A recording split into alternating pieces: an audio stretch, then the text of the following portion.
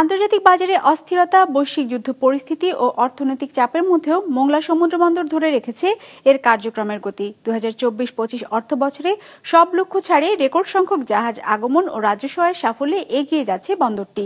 Mongla reporter Amir Hossain আমুর পাঠানো তথ্য ও চিত্রে ডেস্ক রিপোর্ট। ওয়ালটন এখন দেশের সীমানা পেরিয়ে পৌঁছে গিয়েছে 50টিরও বেশি দেশে। ওয়ালটন, ঘরে ঘরে বিশ্বজুড়ে। দেশের দক্ষিণাঞ্চলে অবস্থিত মোংলা বন্দরে 2024-25 অর্থ বছরে 830টি বিদেশি বাণিজ্যিক জাহাজ ফিরেছে। হ্যান্ডেলিং করা হয়েছে 104 কোটি 12 লাখ টন পণ্য ও 21,456টি ইউ কন্টেইনারজাত পণ্য। রিকন্ডিশন গাড়ি এসেছে 11,579টি। সদ্য সমাপ্ত অর্থ বছরে এই বন্দর থেকে রাজস্ব আয় বেড়েছে 10 কোটি 54 লাখ টাকা। অন্যদিকে নিট মুনাফা বেড়েছে লক্ষ্যমাত্রার 3 গুণ। 343 কোটি টাকা মোট রাজস্ব আয় করেছে। 281 কোটি টাকা ব্যয় করার পরে 62 কোটি টাকা মুনাফা অর্জন করেছে। তবে বন্দর ব্যবহারকারীরা বলছেন, এই বন্দরকে ব্যবসায়ীদের জন্য আরও ব্যবহার বান্ধব করতে হলে কমাতে হবে বন্দরের বিভিন্ন খরচ, যন্ত্রপাতি ব্যবহারে দিতে হবে ছাড়। নানা ধরনের বন্দর ফ্যাসিলিটিস প্রদান করতে হবে।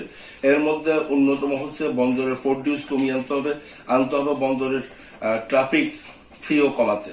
এর পাশাপাশি বন্দরের যে এখন ল্যান্ড চার্জ যেটা আছে এবং যেটা রিভার ডিউজ যেটা আছে সেটাও কমিয়ে আনতে হবে। এবং সর্বোপরি যে বন্দর ব্যবহারকারীদের জন্য যে ইকুইপমেন্ট ব্যবহার হয়, ইকুইপমেন্টের চার্জ বন্দর ব্যবহারকারীদের কাছে একটু বেশি। লক্ষ্য পূরণ আর সম্ভাবনার দ্বার উন্মোচন ও বন্দরকে আরও ব্যবসায়ী বান্ধব করতে এর সক্ষমতা উন্নয়নে কাজ চলছে বলে জানায় কর্তৃপক্ষ। মোংলা বন্দরে বর্তমানে মোট 5টি জেটি রয়েছে, স্থায়ী জেটি। এর পাশাপাশি এই G2G প্রজেক্টের আওতায় আরো 2টি জেটি নির্মিত হলে মোংলা বন্দরের বর্তমান সক্ষমতা, আমরা যেটা বারবারই বলছি, সেই সক্ষমতাটা নিশ্চয়ই আরো বৃদ্ধি পাবে।